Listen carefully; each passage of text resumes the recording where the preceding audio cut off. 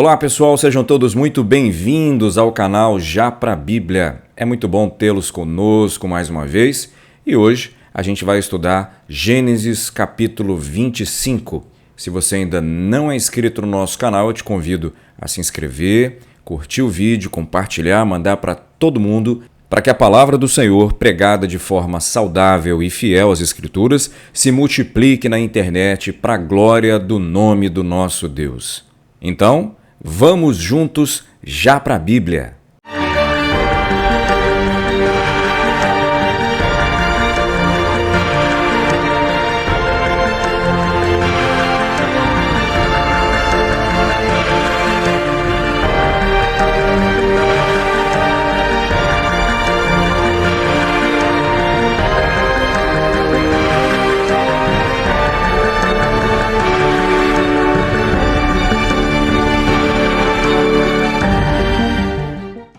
Isaac ele tinha 40 anos quando ele casou com Rebeca. E durante 20 anos foi só ele, Isaac e Rebeca. Rebeca era uma mulher estéril, assim como Sara também era. Não podia gerar. Só que o mesmo Deus que operou milagre em Sara e fez ela gerar aos 89 anos, aproximadamente, fez Rebeca gerar aos 60 anos. É isso aí. Depois de 20 anos de casado, Deus opera um milagre, escuta a oração de Isaac para que Deus desse filhos a eles e sua mulher vai ficar grávida e fica grávida de gêmeos. E vai acontecer um fato muito interessante no ventre de Rebeca, que os dois bebês, eles se apertavam, se empurravam, brigavam, lutavam dentro do ventre. E a expressão no hebraico original é se amassavam, se esmagavam. Essa era uma luta constante durante aquele período de 9 meses de gestação de Rebeca. E ela foi orar ao Senhor, ela foi perguntar a Deus. E como é que foi essa pergunta? Como é que foi essa consulta a Deus? Ela simplesmente orou, consultou a Deus, orando. Deus, fala comigo. E Deus falou. E Deus respondeu para ela: no seu ventre há 2 nações. Você dará à luz a 2 povos inimigos. Um será mais forte do que o outro, e o mais velho será dominado pelo mais moço. Segundo a versão NTLH. Então Rebeca entendeu o porquê daquela confusão dentro da barriga dela. E ela aguardou em Deus o que se daria e como que isso iria acontecer durante os próximos anos. Era questão de viver para ver o que ia acontecer. Mas era uma profecia de Deus para ela. E aí chegou o tempo de dar à luz. O primeiro bebê que saiu da barriga dela, ele era como se estivesse usando um casaco de pele, tão peludinho e vermelhinho que ele era. E por isso ele ganhou o nome de Esaú. E o segundo bebê, ele nasceu agarradinho no calcanhar de Esaú. Então, à medida que Esaú foi saindo, na sequência, agarrado no calcanhar dele, foi seu irmão. E ele ganhou o nome de Jacó, que significa aquele que pega no calcanhar ou aquele que é um enganador, um trapaceiro. A Bíblia diz no versículo 27 que Esaú ele gostava muito de ficar no campo e ele se tornou um excelente caçador. Mas Jacó, pelo contrário, ele tinha uma outra personalidade, ele tinha outro gosto. Ele era um cara mais sossegado, gostava de ficar em casa com a mãe, ajudando nas tarefas da casa, cuidando dos animais ali. Ele era um cara mais pacato, mais tranquilo. O pai dos meninos amava mais a Esaú. E a Bíblia diz o porquê. Porque ele trazia animais da caça para fazer aquele churrasquinho para o pai poder comer. Por causa disso, ele amava mais a Esaú do que a Jacó. Rebeca não deixava barato. Ela amava mais a Jacó do que a Esaú. Provavelmente também por tê-lo perto, cuidando ali, aquela coisa, né, de estar convivendo com a mamãe ali dentro da casa, cuidando das tarefas, cuidando dos animaizinhos ali do quintal. Então, havia essas preferências entre Isaac e Rebeca. Vamos analisar isso daqui. Isso aqui está errado. Não pode haver isso numa família. Não pode haver filho preferido. Há quem diga que pode. Discordo completamente, me perdoe. Tem gente que usa até a Bíblia para poder fundamentar isso. Deus, ele amou mais a Jacó e aborreceu a Esaú. Pera aí, calma. Não faz heresia, não. Isso aí é interpretação exegética e não exegética. Ou seja, é uma heresia dizer uma coisa dessa. Deus, ele amou a Jacó e aborreceu Esaú por outras razões que eu já vou dizer, já vou até antecipar, vou dar um spoiler aqui. Porque Esaú, ele vai desprezar aquilo que Deus valorizava. Ele vai desprezar as bênçãos de Deus. E quando ele acordou para a vida, isso é versículo mais para diante eu vou falar, não teve jeito de consertar o que ele fez, porque ele não foi sincero no seu arrependimento, não houve, ainda que buscasse com lágrimas, não houve arrependimento, houve remorso. Então Deus, que conhecia o coração de Esaú e conhecia o coração de Jacó, ele vai dizer essa frase: amei a Jacó e aborreci a Esaú. Agora, ninguém pode pegar esse versículo para dizer, tá vendo? A Bíblia permite a gente fazer isso de ter filho preferencial.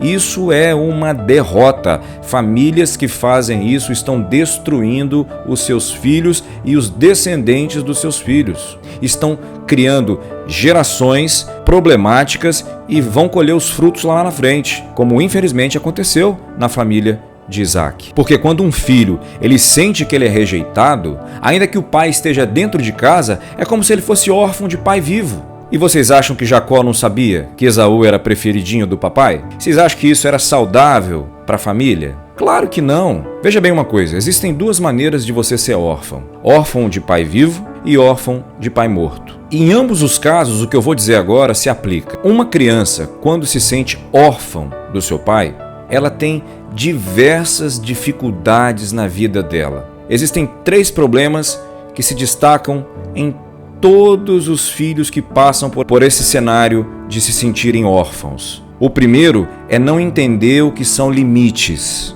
O menino cresce ou a menina cresce sem saber o que é limite.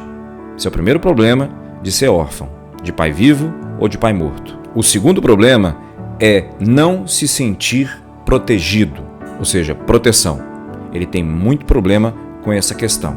E a terceira questão, que traz muito problema, dentre todas, é a falta do senso de direção na vida. Aí você vê um menino ou uma menina que cresce assim, sem entender o que é limite, sem se sentir protegido e sem se sentir direcionada pelo seu pai. Pronto, certamente essa pessoa vai ter problema de paternidade ao longo de sua vida. E só tem um jeito de curar essa deficiência, só se encontrando com o pai dos pais para entender o que realmente é um pai de verdade, para aí sim, através de Deus, entender que Ele é um pai maravilhoso, perfeito, presente na hora da angústia, protetor, concede direção e que cria em nós um senso de limites para a gente poder viver nesse mundo e encarar os problemas de frente e encarar a realidade da vida, que a vida é legal, é boa, mas tem sofrimento, tem frustração, tem momento difícil, tem momento bom, tem momento de riqueza, de pobreza, tem momento para tudo. Mas aprender tudo isso leva tempo. É necessário convivência, é necessário intimidade, é necessário relacionamento, é necessário submissão. Tudo que existe num relacionamento entre pai e filho que o órfão não teve, ele tem a oportunidade de ter através de Deus, porque Deus é pai. O nosso Deus, a Bíblia diz que Ele é pai e Ele é o melhor de todos os pais. Então, definitivamente, o comportamento de Isaac, apesar de ser um patriarca, um homem muito abençoado por Deus, filho de Abraão, tá tudo certo. Totalmente errado esse comportamento dele de priorizar Esaú por causa da sua barriga, da sua fome, né? Porque Esaú era um caçador que trazia os animaizinhos do campo para fazer aquele cozido, aquele assado, o que quer que fosse, em detrimento de Jacó, porque era caseiro, era um cara mais tranquilo. Isso está totalmente errado. E a gente costuma chamar famílias assim de famílias disfuncionais, ou seja, não está funcionando direito. Mas espera aí, está falando de Isaac, o cara, o segundo patriarca. A Bíblia não esconde os erros de ninguém. É por isso que a Bíblia é a palavra de Deus e não é a palavra do homem. Porque se fosse a palavra do homem, escondia todos os erros, todas as falhas do homem para poder colocar o homem como perfeito em tudo. Por ser a palavra de Deus, Deus revela as dificuldades, os problemas do homem para mostrar que mesmo com os problemas que o homem tem, Deus tem poder de transformar esses homens errados e melhorá-los, homens e mulheres, melhorá-los através de uma vida relacional com Deus. Conforme o versículo 29, um dia Jacó estava lá, cozinhando, fazendo aquele ensopado gostoso de lentilhas, um tipo de lentilhas vermelhas, e estava lá fazendo, bem gostoso, aquele cheiro provavelmente tomou a casa toda.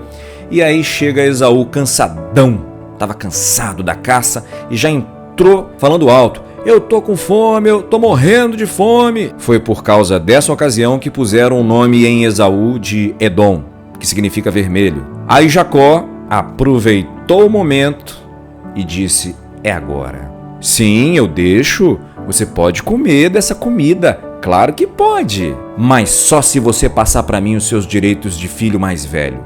Eu pergunto para vocês, se ele fez essa proposta para Esaú, provavelmente há muito tempo ele já estava de olho nos direitos de primogenitura. Há muito tempo Jacó já vinha pensando como que ele poderia tomar esses direitos do irmão mais velho. Na verdade, provavelmente a mãe dele falou com ele: filho, olha, aconteceu isso, Provavelmente, a Bíblia não diz, mas provavelmente sim. Ele vivia com a mãe ali dentro de casa o tempo todo, com certeza a mãe deve ter contado isso para ele.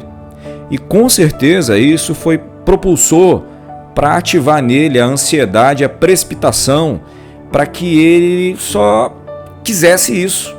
Mas presta atenção, Deus ia fazer acontecer. Deus não precisava daquele arranjo ali, que ele enganasse o seu irmão para poder se garantir, para poder receber aquilo que Deus tinha preparado para ele. Porque a bênção de Deus, ela não causa sofrimento, ela não causa dores e ela enriquece. E a vida de Jacó, depois desse episódio, foi uma vida de muitas dores, de muitas lutas, de muitas batalhas, de muito sofrimento, que poderia ter sido evitado se ele não tivesse, por exemplo, agido aqui, nesse primeiro momento da história da vida dele, enganando o irmão dele para poder obter os direitos de primogenitura. Aí Esaú, para piorar a situação, ele olha para ele e fala assim: tá bom, negócio fechado, eu tô quase morrendo de fome aqui, o que vai valer para mim os direitos de filho mais velho? Que valor tem isso para mim? Passa para cá essa comida. Aí Jacó sabia dos costumes da época, disse assim: o negócio aqui é pela palavra, tá? O negócio aqui é na palavra. A palavra tem que ser cumprida. Faz um juramento aí. Juradinho. Diz: eu juro que eu tô passando os meus direitos de filho mais velho para Jacó por um prato de comida. Tô trocando, tô passando, tô vendendo por um prato de comida. Jura aí. E Esaú jurou. Aí sim, agora toma o pratinho, pode comer, fica à vontade, é todo teu. E aí Esaú se esbaldou. Jacó deu a ele pão, aquele ensopado, que devia estar muito gostoso. E a Bíblia diz que depois que ele comeu e bebeu, ele foi embora de barriga cheia, porém fez um péssimo negócio. A Bíblia diz que foi assim que Esaú desprezou os direitos de filho mais velho. O que a gente aprende com esse episódio de Jacó e Esaú? Bom, eu aprendo o seguinte: o que Deus prometeu vai se cumprir, mas não precisa de arranjo, não precisa de ajudinha. Isso que Jacó fez não foi determinado por Deus. Alguém vai dizer assim: não, mas tudo já está determinado, Já estava escrito, ia ser dessa forma, não tinha outro jeito. Quem disse isso? Deus, ele está fora do tempo. Para Deus, realmente as coisas já aconteceram. Para Deus o mundo já acabou. Deus já sabe o final. Deus já sabe o último capítulo da história da humanidade. Deus já previu, já sabe tudo que vai acontecer, como é que tudo vai terminar. Deus já tem esse pleno conhecimento, por isso que ele é onisciente. Deus está fora do tempo, por isso ele é o alfa e o ômega. Ele é o princípio e ele é o fim de todas as coisas. Mas nós estamos dentro do tempo, aqui, hoje. Estamos tendo a livre agência de agir, de tomar decisões, de fazer escolhas, ou livre-arbítrio, como você queira chamar, de agir, de fazer escolhas, de ser responsáveis por elas, de assumir consequências pelas nossas escolhas. E nós não precisamos agir de forma trapaceira para alcançar aquilo que é espiritual, aquilo que vai vir de Deus no seu devido tempo. Porque eu repito, as bênçãos de Deus, elas não acrescentam dores e enriquecem. E enriquecer aqui não significa exclusivamente no contexto material. Enriquece a nossa alma, o nosso espírito, e também pode enriquecer no aspecto material. Mas o que Jacó fez jus ao nome que os seus pais lhe deram, de enganador, de trapaceiro. Ah, mas ele queria a bênção, ele queria os direitos de primogenitura, ele queria ficar alinhado, né, com aquele segredo que a mãe de repente, digamos que contou para ele. Não precisava de arranjo. Era só esperar que no momento certo as coisas vão acontecer, porque Deus é o Senhor do tempo, é o Senhor da história, Ele nos permite agir, mas nós temos que confiar nele e descansar, para que Ele faça sem que haja cicatrizes, sem que haja destruição de relacionamentos, sem que haja sofrimento, sem que haja guerra, sem que haja morte. O nosso Deus é um Deus de paz. Ele é o príncipe da paz. Consegue entender isso? Vamos falar de Esaú agora, até porque Gênesis vai se ocupar de 24 ou 25 capítulos, se eu não estou enganado, para falar apenas de Jacó e da história dele. Então vamos falar de Esaú agora. A pior frase de Esaú foi: o que vale para mim esse direito de filho mais velho? Eu estou morrendo de fome. Esaú, ele negociou os seus direitos de primogênito, os seus direitos de filho mais velho, porque ele não fazia a menor ideia, provavelmente, do que significava essa bênção na vida dele. Porque o que ele queria resolver era o aqui e agora. Esse negócio de direito de filho mais velho,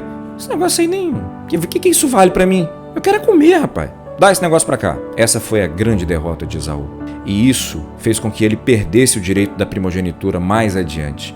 Porque aqui ele não havia perdido ainda. Aqui ele desprezou, ele negociou, ele jurou, mas aquilo ali não estava no papel, aquilo ali era só palavra. O pai, Isaac, nunca concordou com aquilo, até porque ele nunca soube disso. Em hipótese alguma ele concordaria com aquilo, até porque o filho preferido dele era Esaú, e até porque quando ele vai passar a bênção, transmitir perto da morte a bênção da primogenitura, ele chama Esaú. Então, Isaac não sabia desse acordo entre eles. Então esse acordo, entre aspas, não valeu, mas para Deus valeu. Deus sabe. Aquilo que a gente faz escondido, debaixo do telhado, muita gente pode até não ver, mas Deus sabe, Deus vê.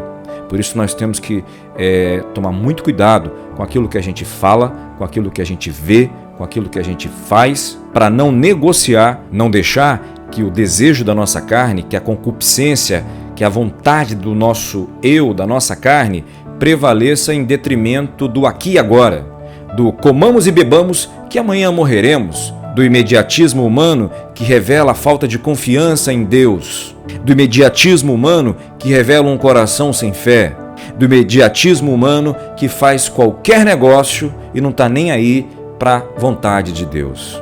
E aí acaba sendo desprezado também, porque se você despreza a Deus, Ele também vai te desprezar. E Jesus disse isso: aquele que me honrar, eu também o honrarei diante do meu Pai. Mas aquele que não me honrar, portanto me desprezar, eu também não o honrarei e, por lógica, também será desprezado diante do meu Pai. Isso é muito sério. Lá na frente, Esaú vai ver a burrice que ele fez, mas já era tarde, porque Jacó, novamente, ainda sendo o Jacó, dando jacozada, enganando, trapaceando, tomou a bênção dele. Não era para ser assim. Deus, por certo, agiria de outra forma, mas daqui a 2 aulas a gente vai voltar a falar de Esaú e de Jacó e a gente vai fechar o ciclo e a gente vai ver que Jacó teve que passar por um processo de conversão. Jacó teve que passar por um processo de transformação, porque apesar de ter falhado, errado, se precipitado, enganado, trapaceado, Deus não estava passando a mão na cabeça dele, não. Ele teve que lutar com Deus para poder ser aprovado, para poder, inclusive, ser o novo patriarca depois de Isaac. Aí você pergunta, mas o que a bênção da primogenitura envolvia? Quais os direitos de filho mais velho que foram desprezados e que não era para ter sido? A maior parte da herança ficava por filho mais velho, e Esaú desprezou isso. Os direitos de irmão mais velho envolvia responsabilidades especiais, poder de decisão, recompensas e privilégios, e Esaú desprezou tudo isso. Ter autoridades especiais, como por exemplo, chefe social e espiritual da família, mas Esaú desprezou tudo isso. E o mais importante de tudo, ser o primogênito representava ser muito abençoado por Deus, entendeu agora por que mais adiante vai ser escrito por Moisés: amei a Jacó e aborreci a Esaú? Que fique para nós essa lição. Não desprezemos as bênçãos que Deus tem para nós. Não troquemos as bênçãos que Deus tem para nós por ocasiões, por oportunidades que surgem para atender o nosso imediatismo. Não nos movamos por causa da necessidade. Nos movamos por causa do propósito de Deus para nós. Andar pela fé e não pelo estômago. Andar pela vontade de Deus e não pelos nossos desejos carnais.